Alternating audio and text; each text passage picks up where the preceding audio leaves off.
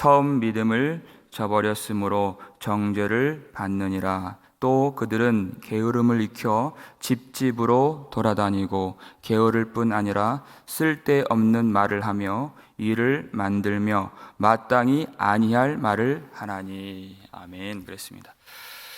오늘 이 말씀은 그 영광스러운 교회 명부에 어떤 과부를 올리는가에 대한 그 기준과 그런 조건들을 우리에게 가르쳐주고 있습니다. 하지만 동시에 우리 모든 성도들이 하나님 앞에 믿음으로 살아갈 수 있는 보편적인 믿음의 원리를 우리에게 가르쳐주고 있습니다. 남자나 여자나 할 것 없이, 나이 많은 성도나 나이 어린 성도 할 것 없이 우리가 다 정결한 그리스도의 신부가 되어서 우리가 이 땅에서 어떻게 하여야 믿음을 지키며 하나님 앞에 인정받고 칭찬받는 그러한 삶을 살 수 있는가에 대한 구원의 진리까지도 우리에게 가르쳐주는 말씀이 된다 하는 것을 우리가 계속 살펴보고 있습니다. 우리가 어제도 12절을 잠깐 살폈지만 처음 믿음을 저버렸으므로 이렇게 얘기했어요. 우리가 절대 우리가 이에 해당해서는 안 되는 줄 믿습니다. 처음 믿음을 저버렸다 하는 이 말을 문맥상 우리가 들여다보면 이것은 그리스도 예수를 완전히 버렸다, 그 예수에 대한 믿음을 버렸다, 거기까지 보지는 않습니다, 사실상. 그런데 이 젊은 과부가 처음 하나님 앞에 서원했던 그 뜨거운 마음으로 주님께 자신을 드리고자 했던 그런 마음들, 그런 결단들, 그것들을 다 버리게 되었다 하는 아주 위태로운 상태, 더 이상 진행되면 안 될 어떤 그 지점에 있는 그런 상태를 말하고 있는 것입니다. 왜냐하면 우리가 믿음을 지키며 산다, 특별히 젊은 과부로서 믿음을 지킨다 하는 것은 참 이 길이 외로운 신앙의 길이기 때문에 많은 그런 시련이 있고 많은 유혹이 있고 많은 어려움이 있는 것이죠. 디모데전서 5장 5절을 보시면요, 참 과부로서 외로운 자는 이렇게 나와 있어요. 참 과부로서도 외롭지만 보편적으로 우리가 믿음을 갖는다 하는 것은 어떤 면으로 봤을 때에는 참 외로운 길을 걷는 것입니다. 누군가에게 이해받지 못한 그 길을 걷는 것입니다. 왜냐하면 믿음의 길이다 하는 것은 세상과의 단절을 의미하는 것이 될 때가 많기 때문에 그렇습니다. 세상과의 모든 관계를 끊을 때가 많기 때문에 그렇습니다. 어떠한 가정에서 처음으로 예수 믿는 사람을 한번 생각해 보세요. 그 사람이 얼마나 그 외로운 길을 걸어가겠습니까? 사랑하는 가족 안에서도 이제는 더 이상 정말 그 심령 깊은 데서 오는 진지한 대화를 할 수가 없게 됩니다. 왜냐하면 그가 추구하는 목적과 삶의 길이 완전히 달라졌기 때문에 그래요.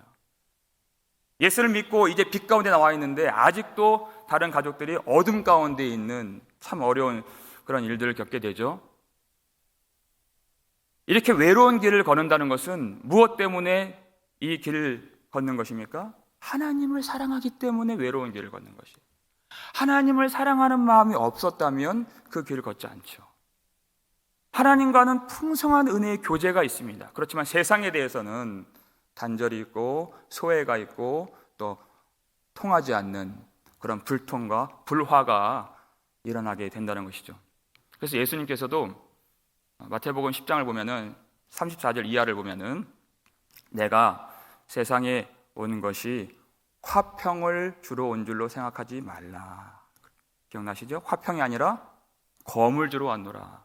내가 온 것은 그 사람이 아버지와 딸이 어머니와 며느리가 시어머니와 불화하게 하려 함이니, 이렇게 말씀하셨어요. 사람의 원수가 자기 집안 식구리라. 아버지나 어머니를 나보다 더 사랑하는 자는 내게 합당하지 아니할 것이요, 아들이나 딸을 나보다 더 사랑하는 자도 내게 합당하지 아니할 것이요, 또 자기 십자가를 지고 나를 따르지 않는 자도 내게 합당하지 아니하리라. 주님 말씀하셨습니다. 그때 그 가정은 사랑 넘치는 가정이 아니라, 천국 같은 가정이 아니라 아주 치열한 영적인 전쟁터예요. 아주 치열한 복음 증거의 선교의 현장이 된다는 것입니다. 주님이 그걸 잘 아시죠. 우리는 그럴 때 반드시 그 세상적 외로움을 가슴에 품고 하나님께 나아가야 됩니다. 하나님께 구해야 합니다. 하나님과 교제해야 합니다. 하나님과 교제하는 그 사랑의 힘으로 다시 세상에 나아갈 수 있는 것이에요. 그리고 섬길 수 있는 것입니다. 그리고 복음을 전하고 그들에게 은혜를 끼치고 참 평강, 하늘의 평강이 무엇인지 그들에게 빛을 비출 수 있는 것입니다. 우리 예수님이 그것을 가르쳐 주셨어요. 마태복음 14장 23절 말씀입니다. 함께 읽겠습니다. 무리를 보내신 후에 기도하러 따로 산에 올라가시니라. 저물매 거기 혼자 계시더니 그랬어요. 영적인 힘이 어디서 나오는가? 주님은 항상 무리와 함께 하시진 않았습니다. 이제 무리를 보내실 때도 있었던 것이에요. 무리를 보내시고 기도하러 따로 외로이 홀로 산에 올라가셔서 거기서 혼자 하나님과 교제하시고 기도하시는 그 시간을 통해서 그 힘을 얻고 다시 나아가서 천국 복음을 전파하시고 그들의 병을 고쳐주시고 그들에게 하나님의 참 평강의 그 복음을 선포하실 수 있었던 것입니다. 우리가 이러한 세상의 외로움을 짊어지고 예수님과 함께 그 기도의 처소에서 하나님과 대면하지 아니하면 마땅히 일어나서 우리의 사명을 감당할 수 없습니다. 우리가 세상과 똑같아지면 세상을 구원할 수가 없어요. 세상과 다른 사람이 세상 앞에 빛을 비출 수 있는 것입니다. 세상과 연합한 사람이 어떻게 구원의 진리를 전할 수 있겠습니까? 세상과 다르고 세상과 분리되고 세상과 단절되는 세상적인 외로움을 갖고 있는 사람이 하나님과 연결되어서 그 힘을 가지고 세상을 구원의 길로 인도할 수가 있는 것입니다. 그래서 악한 마귀가 우리를 할 수만 있으면 세상과 연결시키려 하는 거예요. 할 수만 있으면. 왜 이 세상에는 쾌락이 많고 오락거리가 많고 향락거리가 많습니까? 사단이 우리를 좋게 하려고 그것을 주는 것이 아닙니다. 공중권세 잡은 자가 하나님과 이 따로 홀로 연결되는 이것을 막기 위해서 세상과 연결시키려고 그렇게 우리를 향락에 빠지게 만들고 쾌락에 빠지게 만드는 것입니다. 그러면 성도의 능력이, 교회의 능력이 완전히 다 주저앉고 다 능력을 상실하게 되기 때문에 그렇습니다. 우리는 예수님 처음 믿을 때 그 결단이 있죠. 우리가 그 총회 헌법을 보면 그리고 그 입기호 문답을 보면 우리 다 그 고백했어요. 예수를 믿으면 이제는 성령을 따라서 성령을 의지하여서 예수님만 따라가고 그 고백이 있습니다. 내가 세상의 모든 죄를 다 버리고 하나님께 영광 올리는 모든 일을 행할 것입니다 할 때 예, 아멘 이렇게 고백을 하고 결단을 했죠. 그런데 그 뜨거운 마음, 그 하나님 앞에 그 모든 다짐과 결단들이 다 식어지게 되었다는 것이에요. 어느 순간 내가 세상의 그 즐거움을 붙들고 어느 순간 그 세상이 주는 그런 쾌락을, 향락을 맛보면서 조금씩 하나님으로부터 오는 그 기쁨과 하나님으로부터 오는 그 능력을 다 그것이 새어나가는지도 모른 채 자기가 알지 못합니다. 그래서 말씀 보면 정죄를 받느니라 그랬습니다. 처음 믿음을 저버렸기 때문에 이것이 아예 예수를 믿는 그 믿음을 버린 것은 아니라고 보기 때문에 최후에 받는 그 심판까지는 아직 오진 않았어요. 하지만 그 벼랑 끝에 있는 것입니다. 아주 위험한 상태에 있는 것을 말하는 것이죠. 그때 정말 하나님을 붙잡지 않으면 그가 어떻게 될지 몰라요. 그런 상태에 머무는 정죄. 정죄라는 단어 자체가 심판이라는 뜻입니다. 그런데 어떤 정죄냐? 이때의 심판은 어떤 심판인가? 하나님을 향해서 뜨거운 마음을 갖지 못하는 그 상태 자체가 정죄라는 것이에요. 하나님을 향해서 내가 힘을 떨치지 못하는 그 상태, 내가 식어진 마음이 있는데 그것을 어떻게 할 수가 없는 그 상태 자체가 아주 무서운 정죄라는 것입니다. 그것은 자기가 자초한 것이에요. 우리가 삼손을 생각해 볼 수가 있죠. 삼손은 하나님 앞에 그 시대에 놀라운 구원의 역사를 일으킬 수 있는 나실인으로 부름받은 참 귀하게 태어나고 하나님이 기대하신 인물이었습니다. 그런데 하나님이 기대를 저버리고 세상 향락에 빠지고 그 쾌락에 빠져서 그가 이 세상을 단절하고 버려야 할 때 버리지 못했어요. 그래서 자기가 그 모든 환경을 통제할 수 있는 줄 알았습니다. 그런데 나중에 어떻게 됐습니까? 결국 그 죄의 늪에 빠져버립니다. 나올 수 있는 줄 알았는데, 발목까지 담겼을 때는 충분히 내가 빠져나갈 수 있는 줄 알았는데 그게 그렇게 되질 않습니다. 내가 세상을 언제 버려야 되는가? 하나님이 분명히 촉구하시고 하나님 분명히 말씀해 주세요. 그런데 그 경고를 그가 놔버렸죠. 그랬더니 그가 머리가 다 밀려서 이제는 정말 힘을 떨쳐야 돼요. 블레 사람들이 와서 자기를 죽이려 합니다. 근데 전과 같이 힘을 떨치려 하나 어떻게 되었습니까? 여호와께서 이미 자기를 떠나신 줄 알지 못하더라. 깨닫지 못하더라. 정말 우리가 힘을 써야 될 때가 있습니다. 이때는 정말 우리가 회개해야 할 때가 있어요. 그런데 그것이 안 되는 것이 정죄라는 것이에요. 자기는 그렇게 할 수 있는 줄 알지만 여호와께서 이미 자기를 떠난 줄 그가 깨닫지 못했습니다. 그가 세상을 버려야 할 때 세상을 버리지 못하고 하나님을 버린 대가, 하나님의 은혜를 버린 대가, 하나님의 말씀의 경고를 버린 대가, 그것은 참으로 감당하기 어려운 정죄를 받는 것입니다. 하나님께서 주시는 그 말씀에 대해서는 어떤 그 기대와 어떤 그 희열과 어떤 그 소망이 참 마음이 식어진 상태로 뜨뜻미지근한 상태가 있어요. 근데 세상이 주는 기대가 있죠. 세상이 주는 어떤 약속이 있죠. 그것에 대해서는 희열이 올라오고 기대가 생기고 기쁨이 샘솟고 뭔가 아주 심각하게 잘못된 상태라는 것이에요. 아주 많이 병들어 있는 상태라는 것입니다. 살았다 하나 결코 온전히 살아있는 자가 아닌 그 상태, 그 상태로 연결되는 것이 바로 13절에서 말하는 게으름이라고 하는 그런 죄인 것입니다. 절대 가볍게 봐서는 안 될 이 게으름이에요. 세상 사람들이 말하는 그 게으름과 나태함과는 전혀 다른 것입니다. 오늘 본문에 나온 것은 13절 보니까요, 그들은 게으름을 익혀 집집으로 돌아다니고 이렇게 얘기를 했어요. 자, 게으름을 익혔다 그랬습니다. 여기서 익히다고 하는 이 말은 뭐냐면 학습하고 그것을 꾸준히 배웠다. 그것도 이 동사의 형태가 현재형이에요. 지금까지도 계속해서 게으름을 배우고 학습하고 게으름 가운데에서 내 인생을 그렇게 눌러 앉혀버리는, 이것은 게으름은 어떤 사람의 성품을 얘기하는 것이 아닙니다. 세상은 그렇게 말하죠. 어떤 성격처럼. 이것은 어떤 습관을 말하는 것이 아니에요. 영적인 상태를 말하는 것입니다. 여러분, 우리가 새벽을 왜 깨웁니까? 우리가 부지런해서 새벽을 깨우는 것이 아니에요. 그렇다고 해서 새벽을 깨운다고 하는 것이 다 믿음으로 다 됐다, 성숙했다, 그것도 말하는 것은 아니에요. 그건 위험한 일입니다. 왜냐하면 우리가 연약한 줄 알기 때문에 주님 앞에 몸부림을 치는 겁니다.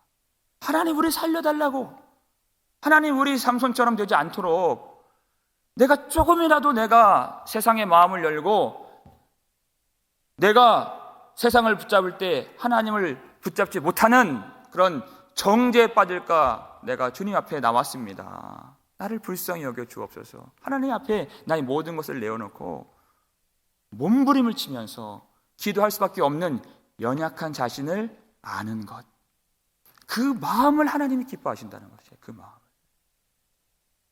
이것은 어떤 사람의 성품이 아니에요. 근데 여기에 나오는 이 사람들, 이 위험에 빠진 사람들은 꾸준히 게으름 가운데에서 그 영적인 나태함과 그 영적인 게으름 속에 자기를 내버려 둔 것입니다. 그것을 끝까지 배웠죠. 우리가 복음의 진리를 배워도 부족한 인생, 경건의 비밀을 깨달아도 참 짧은 인생이에요. 사랑을 배우고 행하기에도 참 인생이 짧죠. 그런데 이 사람들은 어리석게도 게으름을 익혀서 그렇게 살아가는데, 그런데 그 뒤에 나오는 내용을 보세요. 집집으로 돌아다닌다는 것이에요. 세상적인 게으름과는 맞지 않죠? 어떤 그 사람이 마땅히 자기가 해야 될 일을 하지 않는 그런 나태함, 그런 어떤 수동적인 태도를 게으름이라고 해요. 그런데 이 사람은 보세요. 얼마나 열심히 있습니까? 집집으로 돌아다닌다는 것이에요. 집집으로 돌아다닌다는 것은 우리 초대교회의 그 문맥상 우리에게 주신 아주 좋은 전통이 있어요. 날마다 성전에 모이기를 힘쓰고 그랬습니다. 그 다음에 집에서 떡을 떼면서 성도의 교제를 나누죠. 그 말씀이 사도행전 2장 46절 말씀입니다. 함께 읽겠습니다. 날마다 마음을 같이하여 성전에 모이기를 힘쓰고 집에서 떡을 떼며 기쁨과 순전한 마음으로 음식을 먹고. 아멘. 우리에게 주신 그런 귀한 믿음의 전통이에요. 성도들을 돌보고 그렇게 은혜를 끼치면서 위하여서 기도하고 돌봐주면서 섬기면서 그렇게 아름다운 성도의 친교의 교제를 나누는 이 전통을 따라서 우리가 구역 예배도 하고 성교회 모임도 가지면서 또 예배 끝나면 집에 가서 또 식사도 하고 예배도 다시 드리고 은혜도 나누면서 그렇게 믿음을 세워갔던 아름다운 그런 믿음의 전통입니다. 그런데 그것이 어느샌가 껍데기만 남아버린 거예요. 형틀만 남아버린 것이에요. 그 마음에는 하나님 앞에 순종할 마음이 없어요. 그런데 그 껍데기는 남아버린 것입니다. 게으름이 무엇이냐? 몸은 열심히 일을 해요. 그런데 마음으로 주님께 순종하지 않는 것이에요. 그러니까 사람들이 봤을 때 몰라요. 참 열심히 있구나, 부지런하구나 그렇게 봐요. 근데 하나님은 아신다는 것이죠. 몸은 그렇게 순종할지 몰라도 마음으로는 주님께 드리지 않아요. 그런데 이 사람들이 하나님께서 하라고 하시는 것이 있어요. 분명히 그 집집마다 돌아다니면서 은혜를 끼치고 복음을 전하고 그렇게 세워주는 말을 하고 그들이 살아날 수 있는 복음의 그 진리를 전해주는 것, 그게 하나님이 원하시는 것이죠. 그런데 그 마음 가운데 정말 그가 순종하는 주인이 누구입니까? 사탄을 따라간다는 거예요. 사탄이 무엇을 생각하게 합니까? 사람의 일을 생각하게 한다 그랬죠. 하나님의 일을 생각하지 못하게 하고 오직 사람의 일, 이 땅에 있는 일, 그런 쓸데없는 말 하게 한다는 것이에요. 그러니까 몸으로는 순종하는데 적극적으로 따르는 것은 사탄이라는 것입니다. 그게 바로 게으름이라는 것이에요. 하나님의 일에는 움직이질 않아요. 하나님의 일에는 너무 마음이 더디게 일어나요. 내가 마음이 희열이 없어요.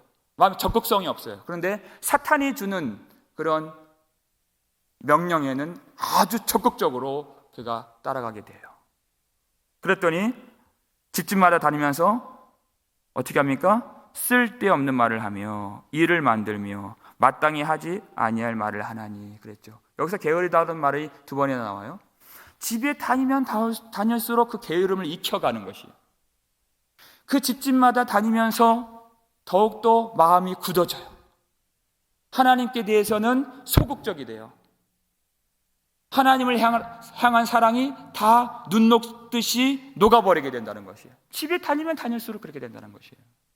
왜요? 쓸데없는 말을 하기 때문에. 쓸데없는 말이라고 하는 이 단어를 옛날 그 개역 성경을 보게 되면 망령된 편론을 하며 이렇게 되어 있어요. 공동 번역을 보니까 수다나 떨며 이렇게 되어 있어요. 어떤 느낌인지 아시겠죠? 쓸데없는 말, 그저 사람의 일에 해당하는 수다나 떨면서 망령된 편론을 하는 것입니다. 그러니까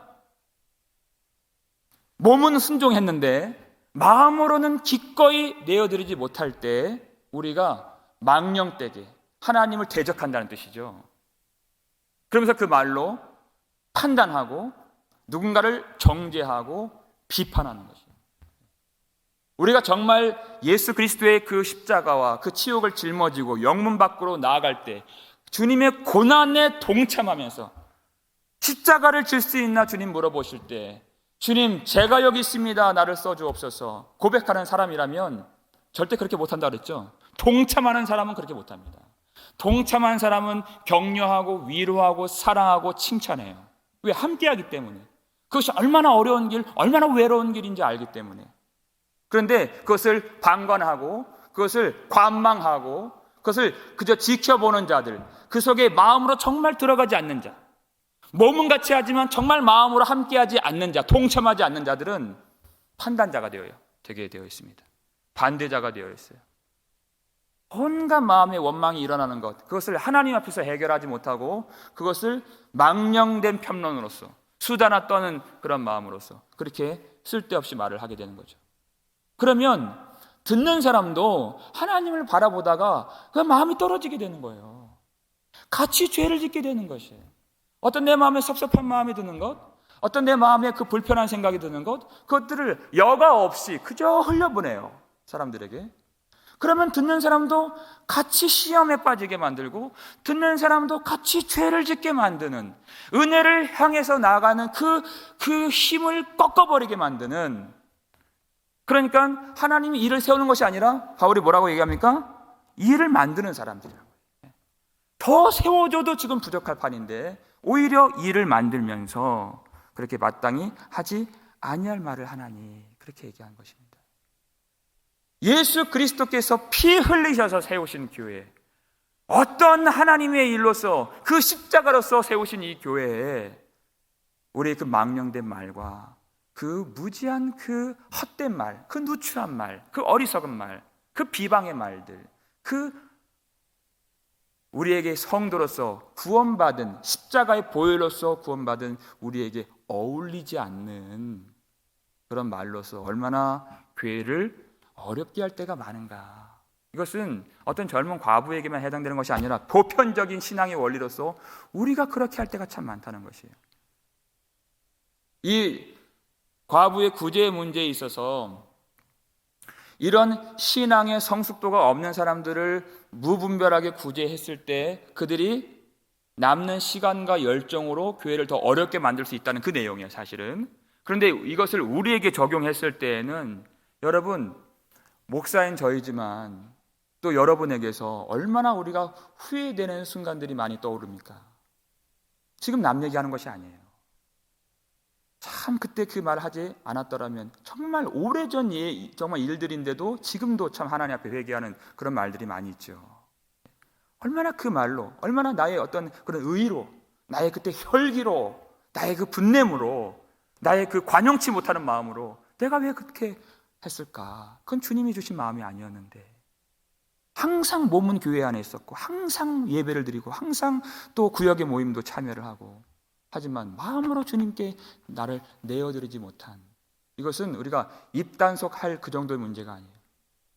우리 마음이 정말 누구를 쫓아가고 있는가, 그 마음, 우리가 정말 붙잡지 말아야 될 세상을 붙잡고 있고 내가 정말 의지해야 할 하나님을 의지하지 못할 때 그런 마음의 결과가 다 마음의 창인 이 말로 표출이 된다는 것입니다.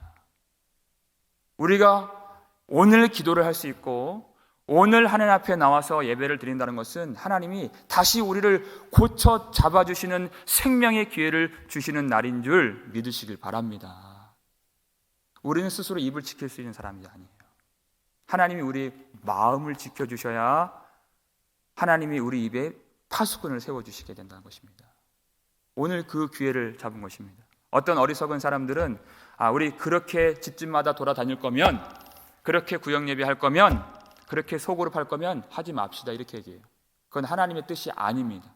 하나님은 우리의 마음을 고치시는 분이세요. 하나님 우리 마음을 고치시고 우리를 새롭게 해주시는 분이시지, 그것을 다 하지 말자, 그것도 하나님 주신 마음이 아니에요. 어떻게 마음을 고쳐주시는가? 우리가 처음 믿음을 저버렸던 그때를 생각하는 것입니다. 우리가 그때 우리가 놓아야 했던 그 세상, 우리가 어느 순간에 그 처음 믿음, 그 처음 사랑을 버리게 되었는가, 그때를 생각하는 것입니다. 요한계시록 말씀이죠. 2장 4절 5절 2절 말씀 함께 읽겠습니다. 그러나 너를 책망할 것이 있나니 너희 처음 사랑을 버렸느니라. 그러므로 어디서 떨어졌는지를 생각하고 회개하여 처음 행위를 가지라. 만일 그리하지 아니하고 회개하지 아니하면 내가 내게 가서 내 촛대를 그 자리에서 옮기리라 그랬습니다. 처음 사랑을 버렸느니라. 그때 정말 주님 앞에 나의 모든 것을, 온 마음과 나의 정성을, 나의 온 몸을 드리겠다고 고백했던 그 결단, 그때가 있었는데 언제 내 마음이 이렇게 식어졌는가? 언제 그 헌신의 마음들이, 그 사랑의 마음들이 눈 녹듯이 녹게 되었는가? 분명히 내가 하나님을 놓아버리고 세상을 잡았던 그 순간이 있어요. 주님이 그것을 생각하라 그랬습니다. 깊이 기도하면서, 깊이 생각하면서, 그저 내 어떤 말 실수 정도의 문제가 아니라는 것입니다.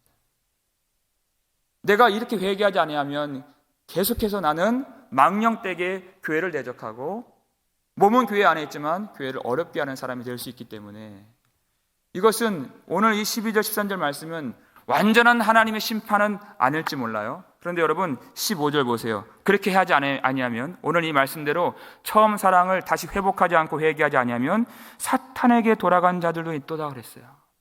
결국 그 끝이 어디 있는가 한번 보라는 것이. 오늘 우리에게 기회를 주시고 회개에 오늘 기회를 주신 것은 하나님이 우리에게 생명의 기회를 주신 것입니다.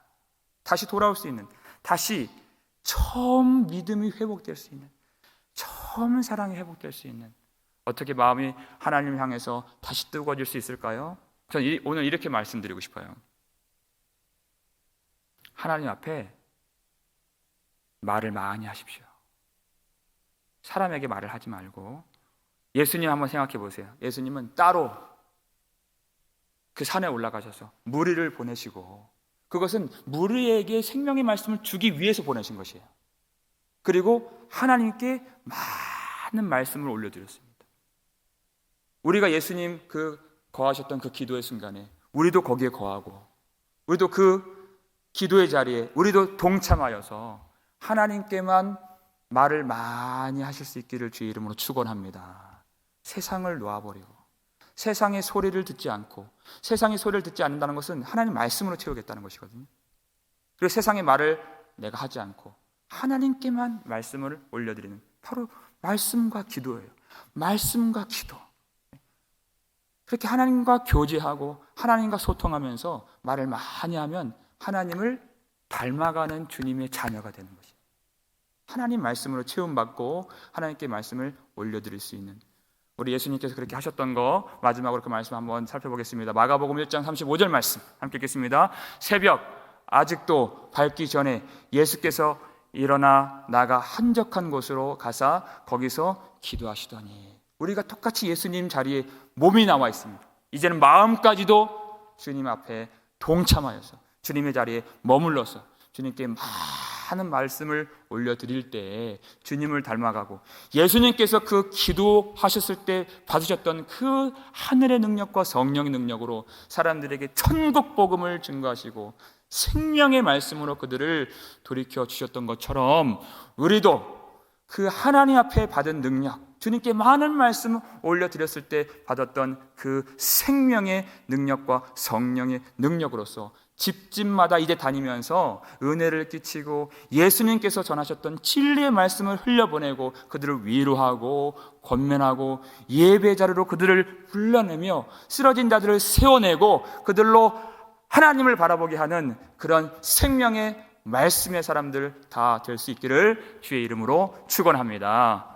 기도하겠습니다. 아버지 하나님 감사를 드립니다. 오늘 이 아침에 우리를 다시 불러주셔서 처음 믿음이 회복될 수 있는 길을 가르쳐 주시고 처음 사랑이 다시 살아날 수 있는 길을 우리에게 알려주셔서 감사를 드립니다. 하나님 아버지, 이것이 오늘 이 기도의 자리가 우리의 의가 되지 않습니다. 오직 몸부림치면서 주님 앞에 나왔사오니 아버지 하나님, 우리를 불쌍히 여겨 주옵시고 하나님을 닮은 하나님의 자녀로서 우리가 이 세상에서 빛을 드러낼 수 있도록 역사해 주시옵소서. 어떻게 이 교회를 주님께서 세워주셨는가, 어떤 은혜로서 세워주신 교회인가를 깨닫고 우리 몸만 순종하지 아니하고 순종하고 마음으로 온전히 순종할 수 있는 참 영적으로 부지런한 성도들 될 수 있도록 주님께서 축복하여 주시옵소서. 우리에게 주신 이 기회를 소중히 여기고 우리가 세상의 쾌락과 즐거움을 더 이상 붙잡지 아니하고 하나님만 붙잡고 하나님만 의지하면서 하나님이 공급해 주시는 그 능력으로 성령으로 충만할 수 있도록 도와주시옵소서.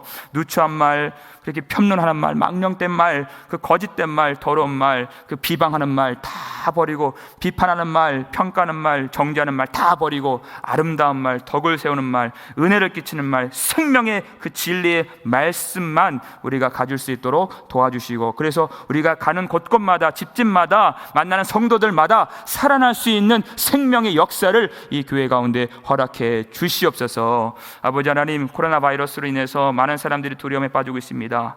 아버지, 그때에도 말씀으로 우리를 채워주시고 우리가 하나님께 많은 말씀을 드릴 수 있는 기도의 사람이 되어서 하나님, 이 어려움들, 두려운 마음들이 다 떨쳐지고 다 제거되고 세상과는 단절되고 하나님께 연결되는 복된 은혜를 누릴 수 있도록 도와주시옵소서. 아버지 하나님, 몸 아픈 자들, 또 가정 형편 어려운 자들 주님이 위로하여 주시고 주님이 그 믿음을 세워주시고 주님께서 계획하신 가운데 있는 모든 일 가운데에서 하나님의 사랑이 날마다 회복되고 또 모든 그 가정의 어려움들 주님께서 치유해 주셔서 그 평강과 참된 그 은혜가 넘치는 복된 아름다운 천국 같은 가정 될 수 있도록 주께서 은혜를 부어 주시옵고 축복해 주시옵소서. 감사를 드리오며 우리를 구속해 주신 예수 그리스도의 이름으로 축복하며 기도 올리옵나이다. 아멘.